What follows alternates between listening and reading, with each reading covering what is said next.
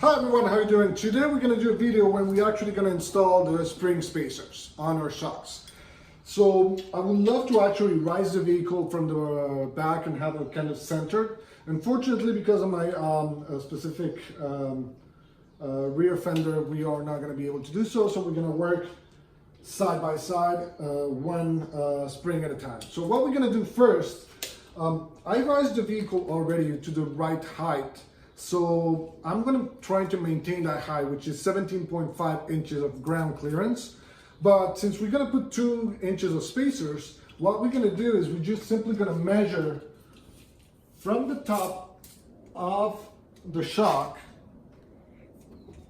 If you want to get closer and get where I'm actually measuring, all the way to here, and I can actually see that it's 7.5 inches. So what I'm going to do is I'm going to raise this for 2 inches all the way to 5.5, which will represent the gain that we'll get with this spacer. So first of all, what we're going to do is we're going to raise this side. Once we've raised this side, what we're going to do is, and you can get this kind of tools at any, AutoZone or any kind of the other hardware store, is this is our spring compressors.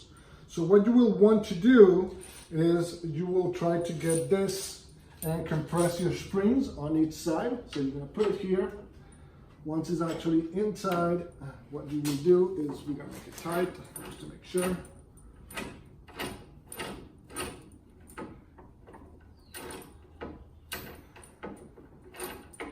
Okay, perfect. Now that we have the tool here, what we're going to do is just tighten this part right here. And after we've done that, simply we're going to remove the bottom of the shock.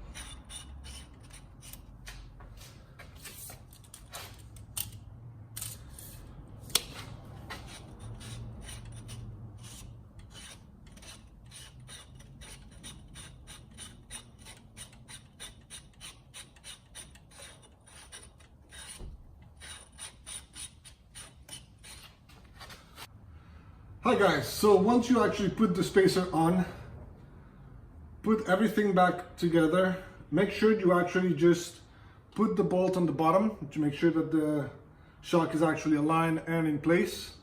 Now what we're going to do is we're just going to undo the spring compressors to make sure that everything is untight, and we're going to start on the other side. Hello guys, so this is what we did. Once we actually put the spacers, what we actually end up doing is mount everything back together as you saw in the video. Now, in terms of measurements, if you want to have the Fox tune with that 2 extra inches, these are the measurements that you should have. You should have 7 inches from the top to the top bar here, 7 inches right there. Then from the bottom of the second ring to the bottom of the rebound, you should have 6 inches, giving you the entire Fox Tune shocks of the 31 for the XRS, 31 plus the 2 inches, making it to 33 inches. So now you have a Fox Tune set up with the 2 extra inches spacers, would give you a total clearance instead of 15.5 of actually 7.5, 18 inches. That's the setup that you will have. You will have 18 inches well, actually 7.5. It's still going to drop probably for half an inch more. So it's going to be 17.5 inches of ground clearance on the rear, and then 17.5 inches clearance on the front as well. So the same process we did for the rear shocks, we're going to do exactly the same for the front.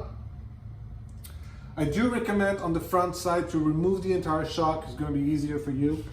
But on the rear, as we said, from the bottom plastic here, the top of the shock, all the way to the top ring is going to be 7 inches here. So from my 2 fingers right here, it's 7 inches right there.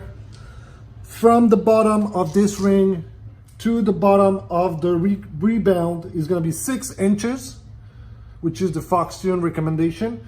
It will give you a total of 33 inches of complete shock, giving you 17.5 ground clearance. So guys, this will give you way more clearance on your vehicle, especially if you have like a 4-seater. You may have some people, it will allow you to go through the rough packs. So this is the setup that I did for mine. So hopefully you enjoyed. Subscribe to the video. Make any comment if you have any questions. Click on the little bell to make sure that you have all the new videos coming up. And let us know if you have any comments or any questions. We will respond as soon as possible. See you next time.